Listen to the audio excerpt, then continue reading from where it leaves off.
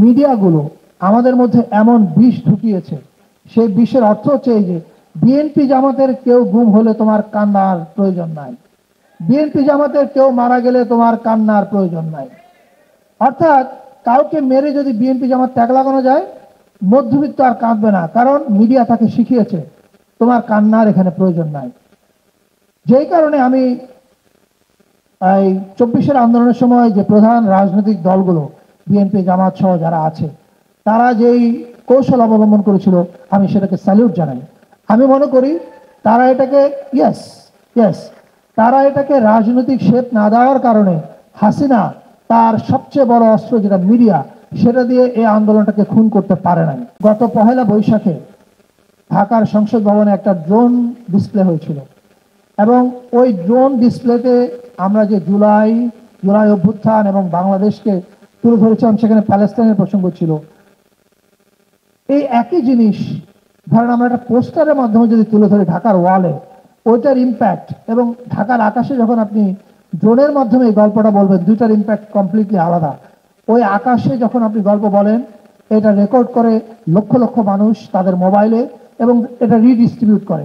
ফলে আমরা কেয়ারফুলি আমাদের সমস্ত কন্টেন্ট মেকিং এবং ডিস্ট্রিবিউশন মডেল অ্যাপ্লাই করার চেষ্টা করছি, এবং সেই অনুযায়ী আমরা কাজ করছি। এবং আমরা বিশ্বাস করি আমরা তো অল্প কয়েকদিন আছি, আমাদের পরে যারা আসবেন নির্বাচিত হয়ে, তারা প্রত্যেকেই এই দায়িত্বটা পালন করবেন। কারণ ফ্যাসিস্ট চলে যাওয়ার পরে বাংলাদেশে যারা আছে, আমি বিশ্বাস করতে চাই তারা সবাই এক পক্ষের মানুষ, তারা বাংলাদেশ পক্ষের মানুষ। রাজনৈতিক বিরোধ থাকবে, তর্ক বিতর্ক থাকবে, ভোটের মাঠে অনেক কিছু হবে, কিন্তু এরা প্রত্যেকেই বাংলাদেশ পক্ষের মানুষ। এই কথাটা যেন আমরা সবাই মাথায় রাখি, এবং এটা মাথায় রাখলে আমাদের এই কালচারাল ওয়ারেও আমরা জিততে পারবো। আমি কালচারাল হেজিমনি নিয়ে এখানে অনেকে কথা বলছেন, শফিক ভাই, সাদিক কায়ুম এবং আরো অনেকে বলেছেন। আমি ছোট্ট করে একটু বলতে চাই। আমি কিছুদিন আগে সাদিকদের আমন্ত্রণে একটা অনুষ্ঠানে গিয়েছিলাম, সেখানেও বলেছিলাম যে আপনি খেয়াল করলে দেখবেন যে বাংলাদেশের ইতিহাস এবং আমাদের যে সাংস্কৃতিক ক্ষেত্র, কালচারাল যে ফিল্ড, সেখানে 52-র আগে আর কোনো ইতিহাস নাই। 52-র আগে যেন বাংলাদেশ ছিল না, 52-র আগে আমরা কেউ ছিলাম না, যেন বাংলাদেশের 47 হয় নাই। এখন 47 নিয়ে তারা কেন কথা বলেন না? তারা কথা বলেন না এই কারণে, 47 নিয়ে কথা বলতে গেলে কেন বাংলা ভাগ হয়েছিল সে প্রসঙ্গ আসে, এবং বাংলা ভাগের রাজনীতি কথাটা তখন উঠে আসে। আপনি দেখবেন যে 52-র আগে এই যে বাংলা ভাগ, 1905-এ বঙ্গভঙ্গ, যে বঙ্গভঙ্গের সময় গান লেখা হয়েছিল বঙ্গভঙ্গের বিরুদ্ধে, সেই এলিট যারা ছিলেন তারা এবার 47-এ বাংলা ভাগের পক্ষে কেন বললেন? এই তর্ক, এই আলোচনাটা যদি আমরা না জানি, তাহলে আমরা 24-এর অভ্যুত্থানের পরে আমাদের পথ কি হবে সেটা চিনতে পারবো না। যে কারণে আমি এই কথাটা বলা শুরু করেছি। আমি বিশ্বাস করি আমরা থাকতে থাকতেই এরকম একটা ইনডেপথ টকের আয়োজন করব, যেখানে বাংলাদেশের হিস্ট্রিটা 1905, 47, 71, 24 আমরা পুরো ধারাবাহিকভাবে দেখব, এর সকল দোষ ত্রুটি, ভালো মন্দ সব নিয়ে।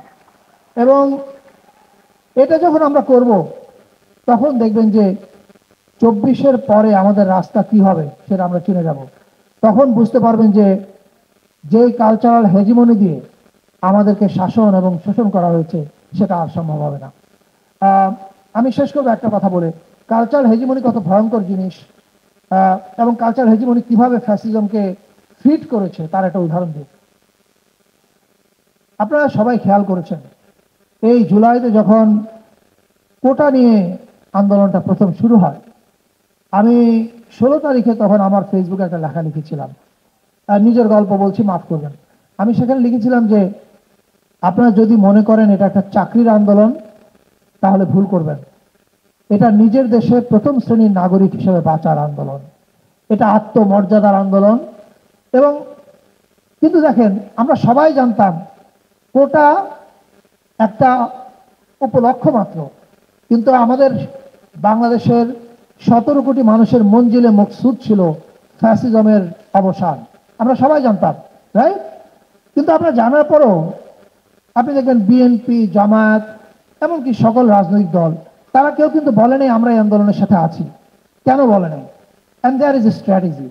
তারা বলে নাই কারণ তারা খেয়াল করেছে আমাদের দেশে কালচারাল হেজিমনির নামে মিডিয়াগুলো আমাদের মধ্যে এমন বিষ ঢুকিয়েছে, সেই বিষের অর্থ হচ্ছে এই যে বিএনপি জামাতের কেউ গুম হলে তোমার কান্নার প্রয়োজন নাই, বিএনপি জামাতের কেউ মারা গেলে তোমার কান্নার প্রয়োজন নাই। অর্থাৎ কাউকে মেরে যদি বিএনপি জামাত ট্যাগ লাগানো যায়, মধ্যবিত্ত আর কাঁদবে না, কারণ মিডিয়া তাকে শিখিয়েছে তোমার কান্নার এখানে প্রয়োজন নাই। যেই কারণে আমি এই 24-এর আন্দোলনের সময় যে প্রধান রাজনৈতিক দলগুলো বিএনপি জামাত সহ যারা আছে তারা যেই কৌশল অবলম্বন করেছিল আমি সেটাকে স্যালিউট জানাই। আমি মনে করি তারা এটাকে তারা এটাকে রাজনৈতিক শেপ না দেওয়ার কারণে হাসিনা তার সবচেয়ে বড় অস্ত্র যেটা মিডিয়া, সেটা দিয়ে এই আন্দোলনটাকে খুন করতে পারে নাই, এবং যে কারণে সামান্য আন্দোলনটা বড় গণ অভ্যুত্থানে পরিণত হয়েছে। তাহলে দেখেন, এই যে কালচারাল হেজিমনির কথা বলা হলো, এই হেজিমনি এমন এক জিনিস যে চিনিয়ে দেয় একটা লোকের রাজনৈতিক বিশ্বাস বা রং বা ধর্মীয় বিশ্বাস যদি এরকম হয়, সে মরে গেলেও তুমি কান্নার কোনো প্রয়োজন নাই। And that is a problem. আমি মনে করি 24-এর পরে আমাদের সবার সজাগ হওয়া উচিত যে আমরা এমন একটা বাংলাদেশ বানাতে চাই যেখানে ভিন্ন মত থাকবে, একজনের সঙ্গে আরেকজনের মতের মিল হবে না, তারপরে একসাথে থাকবে, সবাই একই হক ভোগ করবে একই দেশের।